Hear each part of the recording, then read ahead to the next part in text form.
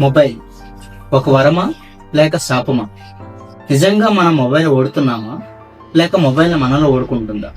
నీ ఫ్యూచర్ని, నీ హెల్త్ని బిల్డ్ చేస్తుందా లేక అదే ఫ్యూచర్ని కిల్ చేస్తుందా?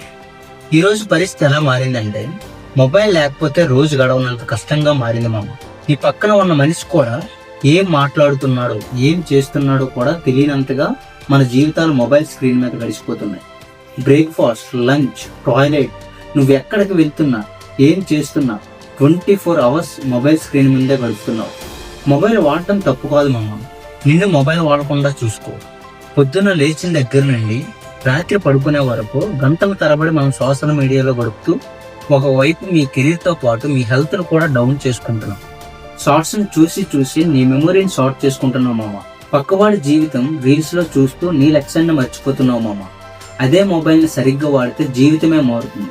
మొబైల్ను వినియోగించు కానీ బానిస అవ్వకు. రిలాక్సేషన్ కోసం ఇంకో రీల్స్ చూసి పడుకుందాం అనుకుంటున్నావు. గంటల కొద్ది స్క్రోల్ చేస్తూ హెల్త్ను పాడు చేసుకుంటున్నావు. ఒక్కసారి నిజంగా ఆలోచించు. స్కిల్స్, ఆరోగ్యం, కుటుంబం ఇలా ఎన్నో మిస్ అవుతున్నావు. అదే మొబైల్తో నేర్చుకోవచ్చు, పని చేయొచ్చు, డబ్బులు సంపాదించవచ్చు, జీవితాన్ని కూడా మార్చుకోవచ్చు మామ. అది నువ్వు తీసుకునే నిర్ణయంపై ఆధారపడి ఉంటుంది. మొబైల్ వదిలేయమని చెప్పడం లేదు, రోజుకు 1 గంట తగ్గించు. అవసరం లేని యాప్స్ నోటిఫికేషన్ స్టాప్ చేయి. సో ఒక చిన్న నోటిఫికేషన్ సౌండ్ కూడా నీ మైండ్ని డివేట్ చేస్తుంది. డిస్ట్రాక్షన్ అలవాటుగా మార్చుకోకు మామ.